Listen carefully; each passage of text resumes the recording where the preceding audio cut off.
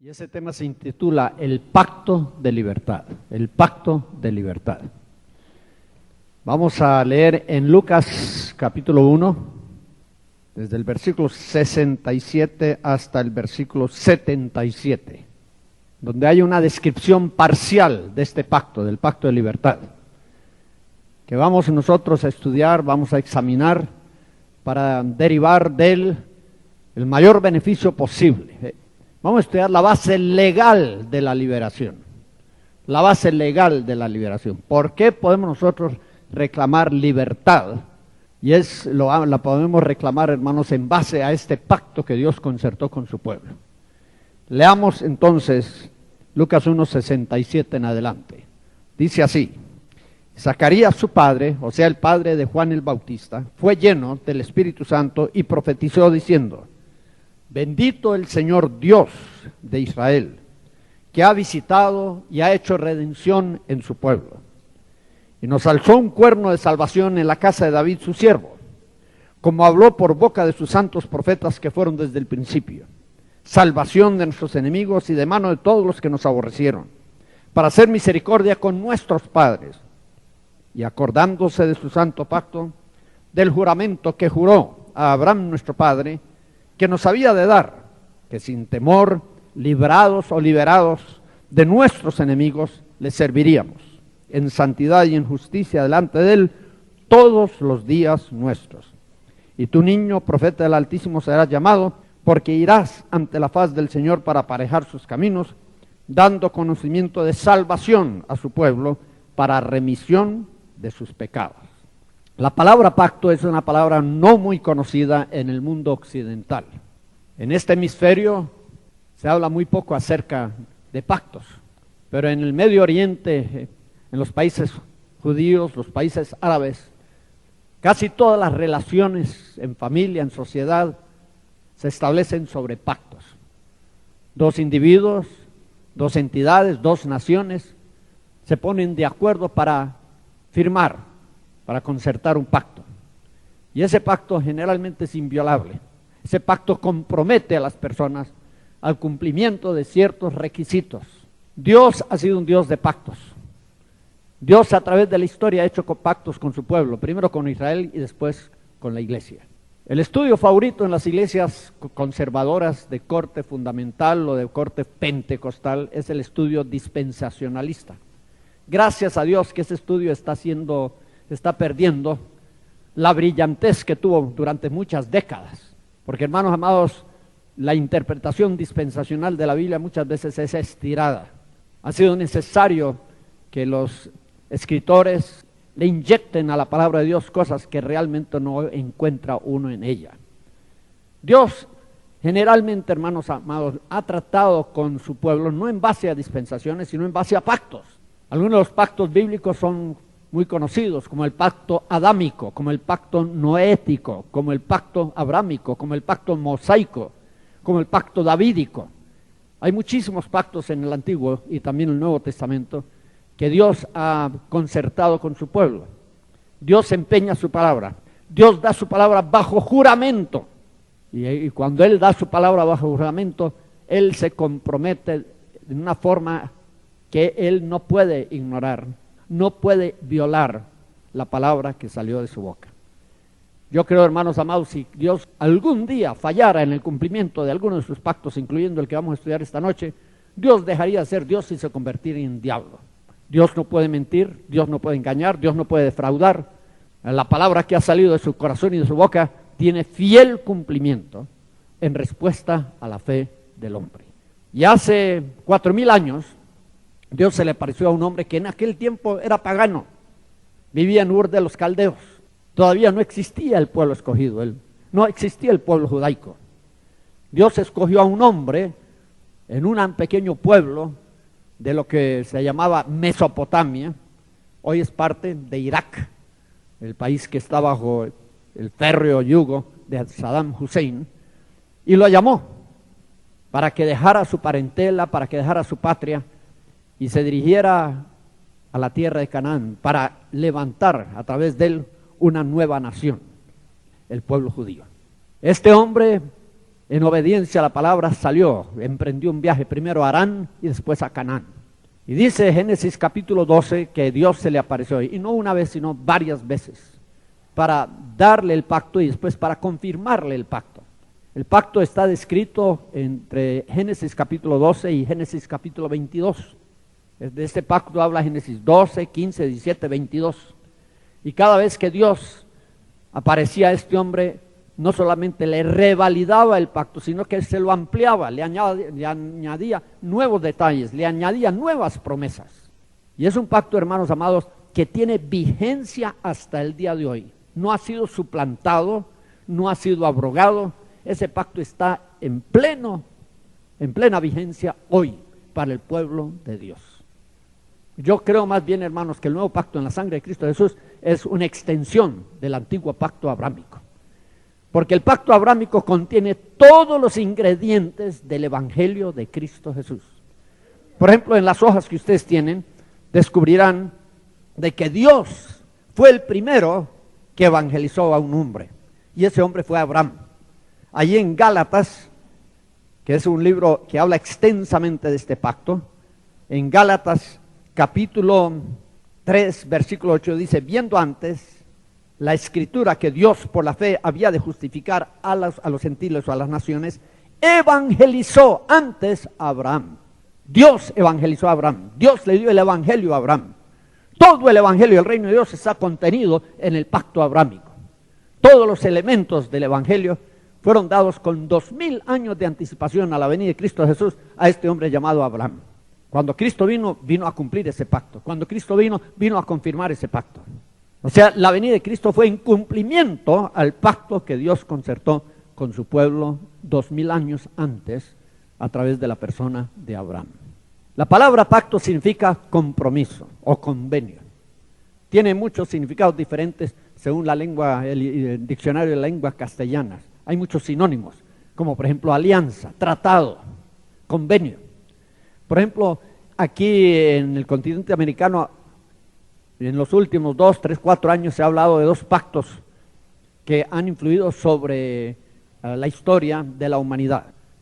Hay un pacto llamado OTAN, Organización del Tratado de Atlántico del Norte, OTAN, o sea, NATO en inglés. Ustedes han estado leyendo acerca de la guerra en Yugoslavia, entre los bosnios, los serbios, los habitantes de Kosovo, de la provincia de Kosovo. Allí ha intervenido la OTAN.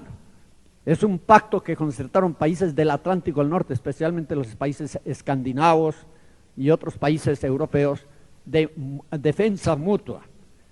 Ese pacto fue hecho tal vez 20 años atrás o más, y ha estado vigente en tiempo de la Guerra Fría y aún hasta el día de hoy, OTAN. También hay un pacto muy conocido en el continente americano que se llama NAFTA, el Tratado de Libre Comercio que concertaron Estados Unidos, México y Canadá. Hay otros países que desean ser parte de ese tratado, Chile, por ejemplo, Costa Rica, por ejemplo. Y ese pacto que concertaron esas 3 naciones de Norteamérica era para dar libre curso al comercio entre las diferentes naciones sin tener que enfrentar barreras aduanales que harían que los productos encarecieran o escasearan. Pues hermanos amados, la palabra pacto significa eso, alianza entre 2 personas, entre 2 entidades, entre 2 naciones. El pacto contiene deberes y contiene también privilegios. Y Dios hizo este pacto con Abraham comenzando en Génesis capítulo 12. Y no, hermanos, no podemos lamentablemente, debido a la estrechez del tiempo, desarrollar este estudio como yo hubiera querido. Pero hermanos amados, según Génesis, yo le voy a invitar que ustedes busquen allí, en Génesis capítulo 15, perdón, en Génesis capítulo 17, Dios le dio unas instrucciones muy precisas a Abraham de lo que él debía hacer para preparar el lugar donde él iba a descender a hacer pacto con Abraham y con su simiente.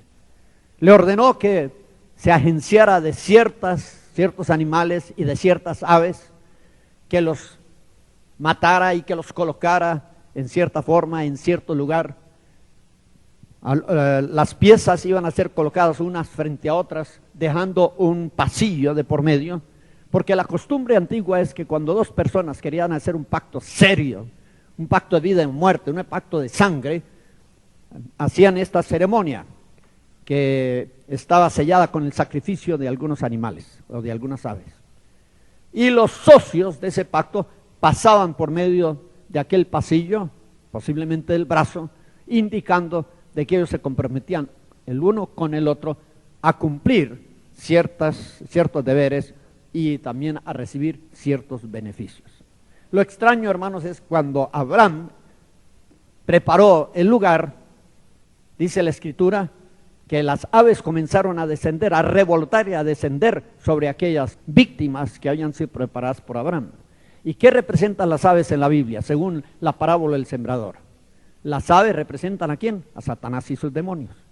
Eso demuestra, hermanos amados, que Satán es enemigo de este pacto y de todos los pactos de Dios.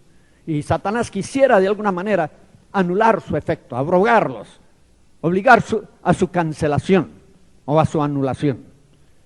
¿Y qué hacía Abraham para evitar que las aves consumieran aquellos animales que habían sido descuartizados, habían sido cortados juntamente con algunas aves? Él tenía que espantarlas, dice la versión antigua, ojearlas, en la versión revisada, espantarlas. Él tenía que estar alerta, tenía que estar sobrio, tenía que mantenerse en vigilancia, porque si no aquellas aves de rapiña, halcones, águilas, zopilotes, hubieran descendido y se hubieran devorado a aquellos animales y el pacto no se hubiera podido concertar. Pero cuando llegó la hora precisa en que Dios iba a descender para hacer pacto con Abraham, Abraham cayó en un profundo sueño, tal vez en un estado de éxtasis, en un estado de trance. Y la Biblia dice aquí en el capítulo 17 que la hora de hacer el pacto, Abraham no tuvo una participación directa en ella, sino más bien, hermanos amados, Dios fue el único que pasó en medio de las partes que Abraham había preparado. Volvamos al capítulo 15, porque les di la cita equivocada. Está en el capítulo 15, comenzando con el versículo 7 hasta el versículo 21, final del capítulo. Y dice la Escritura aquí, que a la caída del sol, versículo 12, sobrecogió el sueño a Abraham, y aquí que el pavor de una grande oscuridad cayó sobre él. Entonces dijo Jehová a Abraham, ten por cierto que tu simiente será peregrina en la tierra, no suya, y servirá a los que de allí, y serán por ellos afligidos 400 años, etcétera, etcétera. Versículo 17, y sucedió que puesto el sol y ya oscurecido, dejóse ver un horno humeando y una antorcha de fuego que pasó por entre los animales divididos. Aquel día Jehová hizo un pacto con Abraham. ¿Quién pasó por en medio de las partes de aquellos animales, de aquellas aves? ¿Quién? ¿Solo Dios? Este horno de fuego, esta antorcha de fuego, ¿representaba a quién? A Dios. La Biblia dice que Dios es fuego consumidor. El fuego es símbolo de la presencia de Dios. Y el fuego pasó en medio de las partes mientras Abraham estaba dormido o estaba en estado de éxtasis o de rapto, de entendimiento. Eso demuestra, hermanos, que este no fue un pacto bilateral, sino un pacto unilateral. Dios hizo el pacto con Abraham. Y mayormente, hermanos amados, este pacto lo hizo Dios con Abraham sin establecer mayores condiciones para su cumplimiento. Dios dijo, yo voy a hacer esto, aquello, lo demás, y punto. Dios hizo un pacto solemne con Abraham. Y sepan, hermanos amados, que ese pacto fue concertado para 1000 generaciones. Desde que este pacto fue concertado entre Dios y Abraham, han pasado apenas 4000 años, que serían aproximadamente 100 generaciones. Eso quiere decir que este pacto todavía tiene validez, todavía tiene vigencia hasta el día de hoy. Y muchas personas que son amantes de Israel han querido dejar los beneficios del pacto abrámico enteramente para el pueblo de Israel. Yo creo que Israel tiene una participación minoritaria en este pacto y que la participación mayoritaria es de la iglesia de nuestro Señor Jesucristo. ¿Lo escucharon bien? ¿Cómo podemos nosotros probar de que este pacto es para nosotros? Simplemente abriendo nuevamente en Gálatas capítulo 3, hermanos, donde vamos a descubrir quién es la simiente a la cual fueron hechas las promesas. Y en Gálatas capítulo 3, en el versículo 15 dice, hermanos, hablo como hombre, aunque un pacto sea de hombre, con todo, siendo confirmado, nadie lo cancela o le añade. O sea, el pacto es inviolable, no puede ser alterado, nadie le puede hacer enmiendas, Nadie le puede hacer corrección. El pacto queda establecido eternamente. Versículo 16. A Abraham fueron hechas las promesas y a su simiente. No dice y a la simiente es plural, como de muchos, sino como de uno, y a tu simiente, la cual es ¿quién? Cristo. Esto pues digo que el contrato, que es otro sinónimo de la palabra pacto, el contrato confirmado de Dios para con Cristo, la ley que fue hecha 430 años después, el pacto mosaico, no lo abroga para invalidar la promesa. O sea, el pacto mosaico no vino a sustituir el pacto abrámico.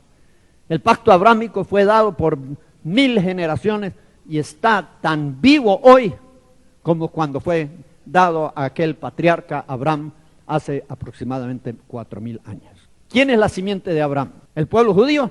Pablo dice, la simiente de Abraham es Cristo. Está claramente expresado aquí en el versículo 16. Cristo es la simiente de Abraham. Entonces usted dirá, ¿y qué tiene que ver con nosotros entonces? Pasemos al versículo 29 del mismo capítulo. Y si vosotros sois de Cristo, ¿qué sigue diciendo?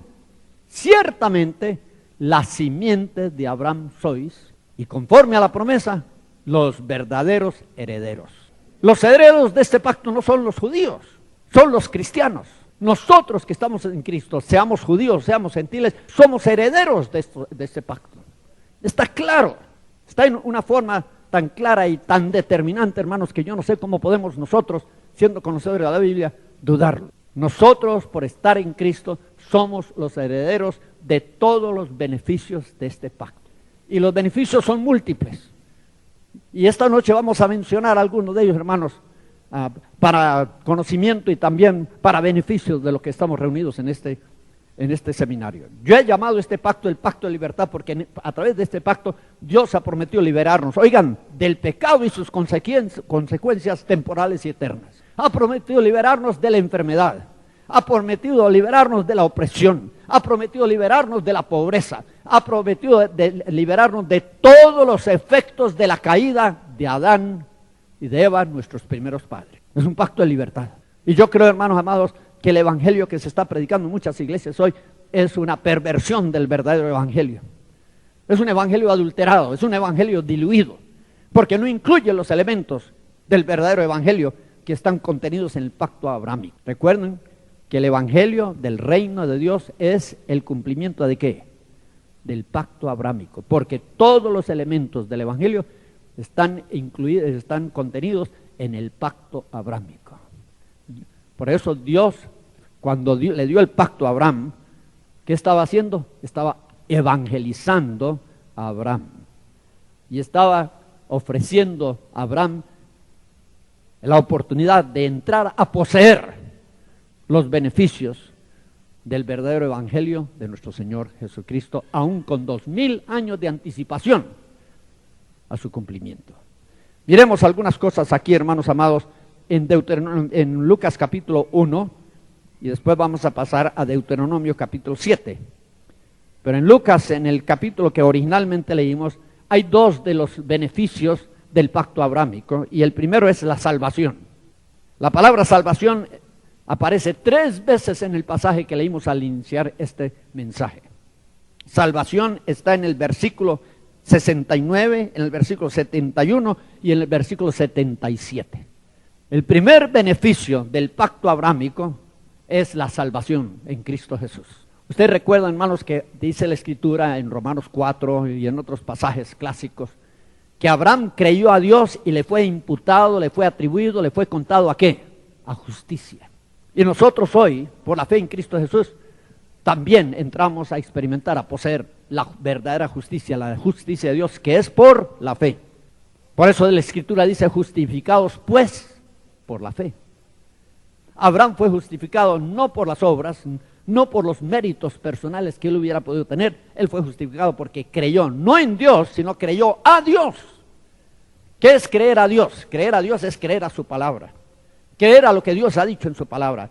Creer que Dios es fiel en cumplir su palabra. Creer que lo que Dios promete cumple y que lo que Dios ofrece da. Que Dios no se va a echar atrás, que Dios no puede negarse a sí mismo, que Dios no puede mentir. Que lo que Dios ha dicho lo cumple al pie de la letra. Y yo les reto, hermanos, a que ustedes pongan a prueba la palabra de Dios. Desafíen la palabra o desafían a Dios para ver el cumplimiento de su palabra. Nosotros podemos pararnos sólidamente sobre la palabra de Dios y confiar en Dios para todas las necesidades que tengamos en el orden temporal o también en el orden eterno. Amén, hermanos. Todo lo que necesitamos para esta vida y la vida venidera está contenido en este pacto, porque es el anticipo del evangelio de nuestro Señor Jesucristo. ¿Cuál es el primer beneficio del pacto abrámico? La salvación o la justificación por la fe en Cristo Jesús. Miremos Hechos capítulo 3, hermanos, que viene a confirmar lo que les acabo de decir. Hechos 3:25. Vosotros sois los hijos de los profetas y del pacto. Vosotros sois los hijos del pacto. Óigalo bien. Que Dios concertó ¿con quién? Con nuestros padres, diciendo a Abraham, y en tu simiente que es Cristo serán benditas todas las familias de la tierra. Por eso dice el versículo 26, a vosotros primeramente Dios, habiendo levantado a su Hijo, le envió ¿para qué? Para que os bendijese, a fin de que cada uno se convierta de su maldad. Ahí está la salvación. ¿Qué es la salvación? La conversión. Cuando usted se convierte de su pecado a la justicia, en ese momento usted experimenta ¿qué? La salvación. Amén. ¿Qué le dijo Pablo a los habitantes de la ciudad de Listra, que viendo el milagro que Dios había hecho a través de Pablo en la sanidad de un hombre cojo de nacimiento, le quisieron hacer sacrificios? A Pablo le llamaban conforme a uno de los dioses de la mitología. Uno era Mercurio, el otro era Júpiter, y querían, hacer una gran fiesta. Dioses como hombres han descendido a nosotros. ¿Y qué le dijo a Pablo a ese pueblo? Que os convirtáis de estas vanidades ¿a quién? A Dios. Amén. La conversión es la primera manifestación del pacto abrámico. Cuando nos convertimos del pecado a Dios, somos salvados, somos justificados, somos transformados por el poder de Dios. Ese es el primer beneficio del pacto abrámico. El segundo, también lo encontramos en Lucas capítulo 1, que es la liberación. Está en el versículo 74. Que sin temor, librados ¿de qué? De nuestros enemigos. Yo quiero preguntarle, hermanos amados, ¿nuestros enemigos hoy son de carne, hueso y sangre? No. No tenemos lucha contra carne y sangre. Nuestra lucha es con seres invisibles, seres espirituales, seres malignos que poblan el universo. Principados, potestades, señores del mundo, gobernadores de esas tinieblas, con toda clase de malos espíritus en lugares celestes y también terrestres. Amén, mis hermanos. ¿A quién se le llama enemigo? ¿A quién se le llama adversario en la Biblia? En la parábola de la cizaña del campo, dice, el enemigo que sembró la cizaña es ¿quién? Es el diablo. En 1 Pedro capítulo 5, versículo 8, dice, vuestro adversario, el diablo, anda alrededor de vosotros buscando ¿qué? A quién despedazar, a quién devorar, al cual resistid firmes en la fe. ¿Quiénes son nuestros enemigos hoy? No son tus vecinos, no son tus compañeros de trabajo, no son las personas que te han hecho daño, que te han tratado de perjudicar o de dañar en alguna forma. No, nuestros enemigos son espíritus malignos, un ejército de maldad que está encabezado ¿por quién? Por Satanás, nuestro enemigo supremo. Por eso dice aquí, que sin temor, librados de nuestros enemigos, del diablo, de los demonios, podamos entonces servir a Dios durante el resto de nuestra vida. ¿Cómo? En justicia, en santidad. Y allí menciona uno de los espíritus que más ata y que más oprime al pueblo de Dios hoy, es el espíritu de temor. Para que sin temor, ya liberados del temor, podamos servir a Dios. Mientras tú estés lleno de temores, de fobias, de miedos, no vas a poder servir a Dios. Te va a dar miedo salir a la calle, te va a dar miedo hablar con la gente, te va a dar miedo pasar aquí al púlpito a dar un testimonio o a dirigir un canto. Tú tienes que conquistar tus miedos, tú tienes que expulsar tus miedos. Este es parte del mensaje de liberación, hermanos. Y la Biblia dice aquí que la liberación es parte del pacto abrámico, que Dios por medio de ese pacto ha prometido librarnos de todos nuestros enemigos para que como pueblo cristiano le podamos servir hasta el fin de nuestras vidas. ¿Cuántos glorifican el nombre del Señor? Pasemos ahora a Deuteronomio capítulo 7, hermanos, donde vamos a estudiar algunos otros beneficios del pacto abrámico. Aquí en Deuteronomio capítulo 7 habla en una forma extensa acerca del pacto abrámico, y como le dije antes, quisiera tener más tiempo para que lo podamos analizar con sumo cuidado, pero no lo podemos hacer, hermanos amados. Dice el versículo 9 del capítulo 7 de Deuteronomio: conoce pues que Jehová tu Dios es Dios, Dios fiel, que guarda el pacto. Dios es un Dios que hace pactos y que los cumple. Dios guarda el pacto y la misericordia. ¿A quiénes? A los que le aman y a los que guardan sus mandamientos. ¿Hasta las qué? Hasta las 1000 generaciones. ¿Cuáles son las condiciones que Dios impone aquí para que el pacto se cumpla en su totalidad en nuestras vidas? ¿Cuáles son?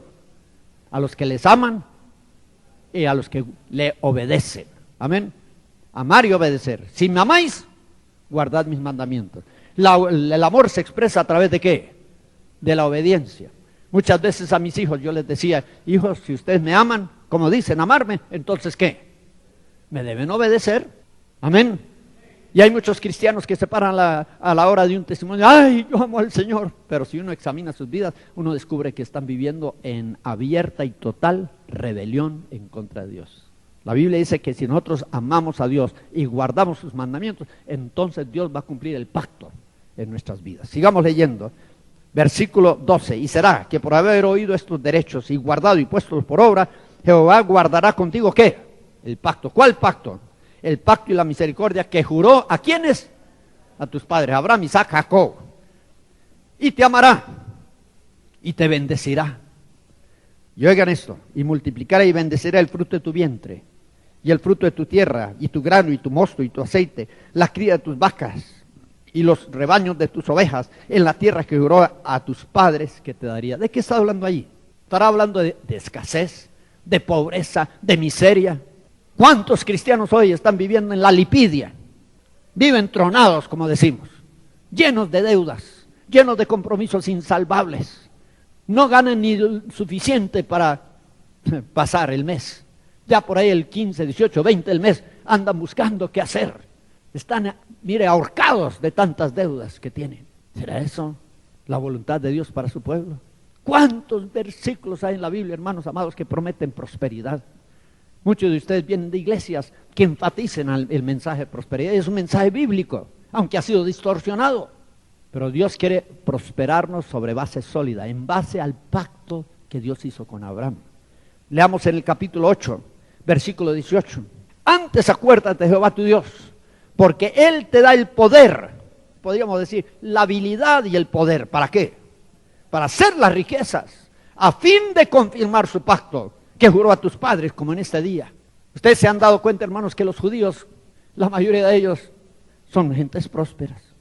Porque en un sentido, ellos están beneficiándose de los incisos de este pacto. Pero esa prosperidad material no es solo para el pueblo judío, debe ser también para el pueblo cristiano. Y tal vez con más razón, con más justa razón. Amén. La Biblia dice aquí que en base a este pacto Dios nos da el poder, ¿para qué? Para hacer las riquezas. Y en Proverbios capítulo 10, versículo 22 dice que la bendición de Dios que viene a través del pacto es la que ¿qué? Es la que enriquece y no añade dolor con ella. ¿No saben ustedes, hermanos amados, que cuando Cristo fue a la cruz a sufrir y a morir, Él hizo posible que nosotros fuéramos salvos y que fuéramos libres y que fuéramos prósperos? ¿Sí o no? La Biblia dice que Jesucristo, siendo el Hijo de Dios, era riquísimo, era dueño y señor de todo el universo, pero que por amor de nosotros, y eso está en 2 Corintios capítulo 8, por amor de nosotros, ¿qué hizo? Se hizo pobre, para que nosotros a través de su pobreza pudiéramos ser ¿qué? Enriquecidos. Eso lo espiritualizamos y creemos, hermanos, que ahí solo habla de las riquezas en gloria en Cristo Jesús, de las riquezas espirituales. Y cuán engañados estamos, hermanos, porque Dios también quiere prosperarnos en el sentido material, en el sentido económico. ¿Lo creen o no lo creen? ¿En base a qué? Al pacto abrámico. Pero no es una prosperidad para que nosotros solo la disfrutemos en una forma egoísta, sino ¿para qué? Para que la administremos sabiamente para beneficio ¿de quién? De la humanidad. Dios quiere bendecirnos y hacernos bendición. Dios quiere que la bendición fluya a través de nuestras vidas. Amén.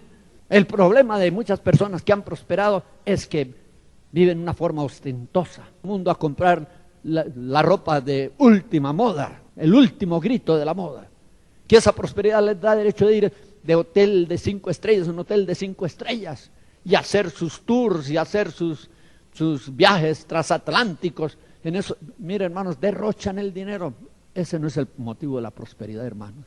Dios quiere prosperarnos para que tengamos más que suficiente con qué vivir, para vivir una vida decente, una vida holgada, pero también para que nosotros a través de esa prosperidad podamos bendecir al pueblo de Dios y al mundo entero. Amén. A través de este pacto, el pacto abrámico, Dios ha prometido librarnos de la pobreza. No solo del pecado, esa es la salvación. No solo de la opresión, esa es la liberación, sino también librarnos de la pobreza económica en que muchos estamos sumidos. Cuarto beneficio del pacto abrámico es la sanidad, tanto física como interior. Dios quiere sanarnos de todas nuestras enfermedades. Y aquí está en Deuteronomio capítulo 7, hermanos. Quiero que vuelvan a prestar su atención a lo que dice el versículo 15. Y quitará Jehová de ti, ¿qué? Toda enfermedad, en base al pacto abrámico. Yo le voy a decir, hermanos, la iglesia cristiana hoy está llena de personas que dicen ser creyentes, pero son mayormente incrédulos. Y esa es una paradoja. Creyentes incrédulos. Es contradictoria. La gran mayoría de nosotros, casi sin excepción alguna, cuando nos enfermamos acudimos ¿a qué? A los medios humanos. Corremos a la farmacia, corremos al hospital, nos sometemos a exámenes, algunos muy dolorosos y muy costosos. Invertimos grandes cantidades de dinero buscando afanosamente la sanidad. Cuando, hermanos amados, aquí en este libro santo está prometido que Dios nos va a sanar ¿de qué? ¿De algunas? ¿De muchas? De todas las enfermedades. ¿Necesitará Dios de los médicos para sanarnos? ¿Por qué para nosotros es más fácil acudir al hombre que acudir a Dios? ¿Para qué? Porque es para nosotros más fácil confiar en que la ciencia humana que confiar en la ciencia divina. Están calladitos esta noche, ¿no? ¿Y saben por qué están callados? Porque les está redarguyendo la conciencia. En esa área somos muy flojos, en esa área somos muy débiles. Porque, hermanos amados, nosotros dependemos, a pesar de ser cristianos regenerados y bautizados en el Espíritu Santo, dependemos casi totalmente de la medicina. El año pasado estuve al norte de Boston, en los Estados Unidos, en un área donde hay grandes universidades, Yale, Harvard y otras, y di una serie de estudios, un seminario sobre la sanidad. Y estuvieron presentes varios médicos, y uno de los médicos era famosísimo, un catedrático de una de estas universidades. Y él me dijo, después de escuchar el seminario durante 2 días, me dijo, hermano, yo necesito hablar con usted. Nos encerramos en la oficina pastoral. Me dijo, hermano, yo le confieso como cristiano que nosotros los doctores no sanamos a nadie. No podemos sanar a nadie. Toda sanidad viene de Dios. Y lo que nosotros hacemos es colaborar con la naturaleza. O sea, nosotros tratamos de cooperar con los medios que Dios ha creado en el mismo cuerpo humano para su sanidad y su regeneración. La medicina no sana. La medicina es impotente para sanar. Y prueba de eso, hermanos, es que la medicina no puede sanar ni siquiera una simple monga, una simple gripa. ¿O lo puede sanar? La medicina no puede sanar las enfermedades provocadas por virus. Mire cuántas enfermedades hoy son declaradas incurables por la ciencia médica. Pensemos con la diabetes, y la epilepsia, y la artritis, y la enfisema, y ciertos tipos de cánceres, la esclerosis múltiple, y etcétera, y etcétera, y etcétera. La lista es larga de enfermedades que los doctores, aunque han invertido millones tras millones tras millones en exhaustivas investigaciones en los laboratorios, muchas veces no han podido ni siquiera encontrar la causa de la enfermedad, menos la cura. Y nosotros dependemos 100% de la medicina. Dios dice aquí, yo quitaré toda enfermedad. ¿Y cuánto lo creen? Entonces, ¿por qué no lo practican? ¿Por qué cuando se enferman ustedes dudan de Dios y de su palabra y acuden a los medios humanos? Muéstreme un solo versículo en la Biblia donde Dios recomienda el uso de la medicina. No hay. Usted dirá, pero Isaías recomendó al rey Ezequías que se pusiera una cataplasma de higos. Pero esa fue una recomendación del profeta, no fue palabra de Dios. ¿Y ustedes creen que los higos van a sanar un cáncer? No. Tal vez esa cataplasma ayudaría a extraer algunos de los venenos dentro del cuerpo, pero curar jamás. No hay ni un versículo, mire, en la Biblia. ¿Qué le pasó a la mujer del flujo de sangre? que durante 12 años estuvo acudiendo a los doctores hasta que gastó hasta el último centavo que ella tenía. ¿Y qué dice? Que no solo gastó mucho, sino que sufrió mucho a manos de los médicos. ¿Y le iba bien? Le iba de mal en peor. ¿Qué le sucedió a Asa el rey cuando él acudió a la medicina en vez de acudir a Dios? Él mismo había firmado su sentencia de muerte cuando dijo que la mujer que no buscara a Dios merecía morir. Y cuando vino la crisis en su vida, que fue golpeado por una enfermedad de los pies para arriba, ¿a quién acudió? A los médicos. ¿Y qué dice la Escritura? ¿Sanó o murió? Murió. Es que, hermano, la medicina no sana. La medicina es paliativa y no curativa. ¿Qué significa paliar? Atenuar los efectos. ¿Lo escucharon bien? Atenuar los efectos. La medicina no sana. El único sanador es Jehová de los ejércitos. Yo soy Jehová tu sanador, Jehová Rafa. Y les voy a decir, hermanos amados, que es tiempo que aprendamos a confiar en Dios. La medicina se está poniendo muy cara. Mi nuera o mi yerna, como dicen en Puerto Rico, fue al doctor, está embarazadita, y fue al doctor o a la doctora que le hicieron un examen. 110 quetzales solo por un examen que no duró ni 20 minutos. ¿Cuánto valen las pastillas? ¿Cuánto valen las inyecciones hoy? Es un escándalo lo que están cobrando por medicamentos. No podemos aprender a confiar en Dios en base al pacto abrámico.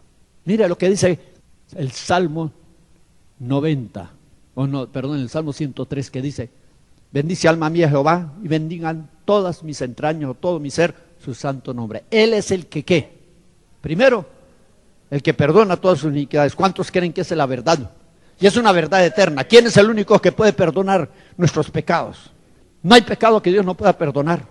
Él perdona todas nuestras iniquidades. Pero ¿qué dice la segunda parte del versículo? El que sana todas. ¿Por qué dudamos? Afirmamos que Dios perdona todos los pecados, pero dudamos que Dios quiera o pueda sanar todas las enfermedades. ¿Por qué? Yo dije desde este púlpito el año pasado que si no podemos confiar en Dios para la sanidad de nuestro cuerpo, ¿cómo nos atrevemos a confiar en Dios para la salvación de nuestra alma? Si no podemos confiar en Él para algo temporal, ¿cómo vamos a confiar en Él para algo de valor eterno, de duración eterna, como es la salvación del alma? Por eso es que muchos cristianos no tienen ni seguridad de su salvación. Gran mayoría. Por eso es que la mayoría de los cristianos temen la muerte. ¿Por qué? Porque si no tienen seguridad en Dios como el sanador del cuerpo, más difícil se les va a hacer creer en Dios como el salvador del alma. Amén, hermanos. La sanidad es parte del pacto abrámico. ¿Cuántos recuerdan, hermanos amados, la historia de algunos personajes bíblicos? Y los voy a mencionar rápidamente. Primero, Zaqueo. Zaqueo era un pícaro. Él era ladrón. Era un hombre rico que se había enriquecido en base a la extorsión, al soborno. Él había abusado de su puesto.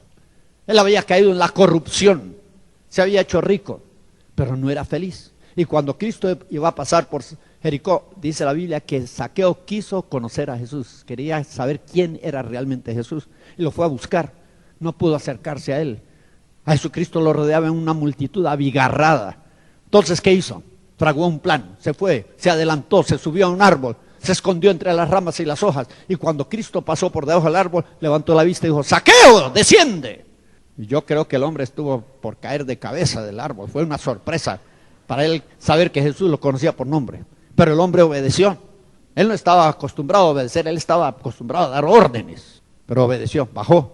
Y Jesús se fue con Zaqueo a su casa y se encerraron detrás de una puerta. Y la gente toda estaba murmurando que había entrado con un hombre pecador, que si fuera profeta él conocería qué clase de persona era Zaqueo, etcétera, etcétera. Pero ya encerrados en la casa, ¿qué dijo Zaqueo? Señor, la mitad de mis bienes doy a los pobres. Y si en algo, mucho, si en algo he defraudado a alguno, estoy dispuesto a devolverlo, ¿qué? Al 4 tantos. Yo creo que la noche a la mañana Zaqueo perdió todo lo que tenía. Parte regaló, parte devolvió. Pero ¿qué dijo Jesús al ver la actitud de este hombre? Arrepentido y dispuesto a arreglar cuentas no solo con Dios, sino con el prójimo. ¿Qué le dijo? Hoy ha venido la salvación a esta casa por cuanto él es ¿qué? Él es hijo de Abraham. ¿Sería hijo de Abraham porque era de sangre judía? ¿Era israelí? ¿Era hebraico? No. Él era hijo de Abraham porque era un hombre de fe. a pesar de lo que había sido. Y lo que había hecho era un hombre de fe. Y a través de la fe, él recibió la salvación de su alma. Ese es el primer beneficio del pacto abrámico. Otro caso que tenemos es el de la mujer del espíritu de enfermedad que Jesús encontró en una sinagoga. La mujer estaba doblada, estaba encogida, no se podía enderezar, tenía dificultades aún para levantarse, aún para vestirse, para bañarse, para todo, hermanos, porque tenía una desviación de la columna vertebral. Y Jesús se le acercó y le dijo: mujer, libre eres. La puso en libertad y después le colocó las manos encima y le ministró sanidad. Liberación y sanidad son ministerios complementarios. Muchas veces no puede haber sanidad sin liberación. Y yo creo que a eso se puede atribuir el fracaso de muchas campañas de sanidad divina. Fueron populares en los años 50, 60, pero hoy rara vez invitan a una campaña de sanidad divina. ¿Por qué? Porque no tenía un efecto positivo. Venía la gente enferma y salía enferma. ¿Y saben por qué los famosos evangelistas no discernían que muchas de las enfermedades sean provocadas? ¿Por qué? Por espíritus malignos. La Biblia está llena de casos. Desde la sarna de Job hasta la ceguera de Bartimeo. Demonio tras demonio tras demonio. Y los evangelistas querían ministrar sanidad sin liberación. Pero Jesús discernió que esta mujer tenía demonios, tenía un espíritu de enfermedad. La Biblia lo dice. Y él la desató, la liberó de ese espíritu antes de intentar sanarla. Y cuando la tocó, cuando le impuso las manos, inmediatamente la mujer se enderezó y empezó a glorificar a Dios. El pueblo alborozado, pero los líderes de la sinagoga, ¿cómo estaban? Disgustados, enojados, empezaron a criticar. Y Jesús les dijo: hipócritas, cada uno de ustedes desata su buey, desata su asno, lo lleva al abrevadero, le da agua en un día de reposo, y ustedes se escandalizan porque yo he liberado a esta pobre mujer, esta hija de Abraham, que aquí Satanás la ha tenido ligada por ¿cuántos años? ¿Cómo le llama? Hija de Abraham. ¿Sería porque era judía? Hebraica no. Esta mujer era una mujer de fe. ¿Y cómo lo sabemos? Allí en Gálatas capítulo 3, versículo 7 dice: los que son de fe, los tales son los verdaderos hijos de Abraham. Amén, hermanos. Era hija de Abraham por la fe. Tenemos caso tras caso en la Biblia de personas, hermanos, que por ser hijos de Abraham recibieron salvación, recibieron liberación, recibieron sanidad, fueron prosperados, fueron bendecidos por Dios en grande manera. Y eso es lo que hace el pacto abrámico, hermanos. El pacto abrámico abre la puerta a la libertad. Que se cumpla en nosotros lo que la Escritura dice acerca de la libertad gloriosa de los hijos de Dios. Amén. Miren, hermanos, nosotros hemos predicado un evangelio a medias. Sí, hemos predicado la salvación, libertad del pecado y sus consecuencias, si no temporales, por lo menos eternas, liberación de la culpa, de la condenación del pecado. A veces hemos predicado la sanidad, a veces hemos predicado la prosperidad, pero hermanos, el evangelio, el verdadero evangelio del reino de Dios, incluye todos estos elementos y aún más. ¿No saben ustedes que la llenura del Espíritu Santo es parte del pacto abrámico? Sí, ahí lo encontramos en Gálatas 3 otra vez, versículos 13 y 14. Que Cristo se hizo maldición por nosotros, como está escrito: maldito todo el que colgare de un madero. ¿Para que qué? Para que la bendición de Abraham fuese sobre ¿quiénes? ¿Solo sobre los judíos? No, sobre los gentiles en Cristo Jesús. ¿Lo encontraron? Que la bendición de Abraham fuese sobre los gentiles en Cristo Jesús. Y oigan esto: y para que por la fe podamos recibir ¿qué? La promesa del Espíritu Santo. Ahí está la llenura, ahí está la unción. La promesa del Espíritu Santo ha sido llamada la promesa del Padre. ¿Se acuerdan que después de su resurrección Cristo le dijo a sus discípulos que ellos serían revestidos con el poder del Espíritu Santo, mas asentad en Jerusalén hasta que esta potencia descienda de lo alto sobre vosotros? Amén. Ahí en Hechos capítulo 1 también habla de la promesa del Padre. Y esa es la llenura del Espíritu Santo. La promesa del Padre, ¿a quién? Abraham y su descendencia. Abraham y su descendencia, hermanos. Y ustedes tienen allí en sus hojas muchos versículos que hablan acerca de esto, hermanos. Isaías 59. Usted puede reclamar la llenura del Espíritu Santo como hijo de Dios, como hijo de Abraham, porque usted tiene derecho a ser no solo libre, no solo sano, sino tiene derecho también a ser lleno del poder de Dios.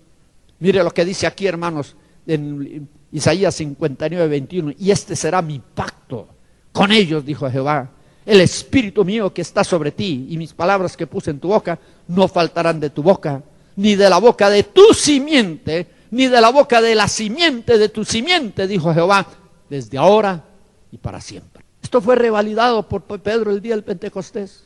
Arrepentidos, bautícese cada uno de vosotros en el nombre de Jesús para el perdón o para la remisión de vuestros pecados y recibiréis el don ¿de qué? Del Espíritu Santo. Porque para vosotros es la promesa del Padre, la promesa antigua que Dios le dio a Abraham y a su simiente de que serían llenos del Espíritu Santo. Para vosotros es la promesa y para vuestros hijos y para cuantos el Señor vuestro Dios damare, para los que están lejos en distancia, lejos en tiempo, y para todos lo que el Señor llamare. Y usted, amigo hermano, puede reclamar su salvación, su liberación, su sanación, su prosperidad, su unción con el Espíritu Santo, todo en base al antiguo pacto que Dios concertó con el pueblo, con su pueblo a través de nuestros primeros padres, Abraham, Isaac y Jacob. Yo no quiero minimizar la bendición de Dios para el pueblo de Israel. Pero hermanos amados, los fundamentalistas, los conservadores, le han dejado todo el pacto abrámico al pueblo de Israel y nada al pueblo cristiano. Y aquí encontramos, según los escritos de Pablo, que el pacto abrámico es para nosotros en Cristo Jesús. Incluye victoria sobre nuestros enemigos. Esa promesa salió originalmente a Abraham cuando él estuvo dispuesto a sacrificar a su hijo Isaac. ¿Qué le dijo el Señor? Que su simiente poseería la puerta de sus enemigos. Y no es la misma promesa que Jesucristo le hizo a su iglesia cuando él dijo: sobre esta piedra edificaré mi iglesia y las puertas del infierno no prevalecerán contra ella. Esa promesa que Dios le dio a Abraham, que le ratificó a la esposa de Isaac a través de Labán, su tío, fue confirmada a nosotros en Cristo Jesús. Y el último beneficio que miramos allí en las hojas, hermanos, es la conquista del mundo. Lean Romanos capítulo 4, versículo 13. ¿Qué le dijo Dios a Abraham? ¿Que él sería heredero solo de aquella pequeña nación llamada Israel? No, absolutamente no. ¿Qué le dijo en el capítulo 4, versículo 13? Porque no por la ley fue dada la promesa a Abraham o a su simiente, que sería ¿qué? Heredero del mundo entero, de todo el planeta Tierra. Hermanos, ¿quién va a conquistar el mundo? ¿Quién va a poblar el mundo? ¿Quién va a recrear el mundo durante el reino milenial de Cristo? ¿Quién? Jesucristo, su iglesia. La promesa de que cierta generación iba a reinar juntamente con Cristo no fue dada al pueblo judío, fue dada al pueblo cristiano. Amén. Nosotros somos los herederos en Cristo Jesús de todas estas promesas y de aún muchas más, hermanos. Y si usted viene a este seminario y está cargado de opresiones y adicciones, tiene enfermedades que los doctores no han podido diagnosticar o curar, tiene problemas económicos que son de origen espiritual, provocados por demonios de pobreza y de miseria, que usted ha recibido por maldición ancestral de sus antepasados, que fueron estafadores o que fueron agiotistas, prestamistas o usureros, usted puede ser liberado de todas esas maldiciones, de todas esas influencias demoníacas que han pasado de generación en generación a través de su familia. Para eso es que Dios lo ha traído a este seminario, para que usted descubra sobre qué base puede usted ser liberado. Usted puede ser liberado en base a la promesa que Dios le hizo ¿a quién? A Abraham, en base al pacto abrámico que tiene hoy la misma validez, la misma vigencia que hace 4,000 años. No ha sido cancelado. Esa palabra está en pie hoy para el pueblo de Dios. Y tú puedes ser justificado, regenerado, puedes experimentar la salvación, puedes experimentar un cambio absoluto en tu vida, ser una nueva criatura, ser una nueva creación en base al pacto abrámico. Tú puedes ser liberado de todos tus enemigos en todos los órdenes de la vida en base al pacto abrámico. Tú puedes ser liberado, sanado de aún las más graves enfermedades, las enfermedades aún declaradas incurables por la ciencia médica. Puedes ser liberado en base al pacto abrámico. Tú puedes ser prosperado, llegar a un lugar de influencia en el orden financiero, en el orden económico. Te puede abundar la bendición material en base al pacto abrámico. Todas estas promesas son para ti y son para mí. ¿Cuántos lo creen? ¿Cuántos creen que el pacto abrámico es para nosotros hoy? Si vosotros sois de Cristo, simiente de Abraham sois.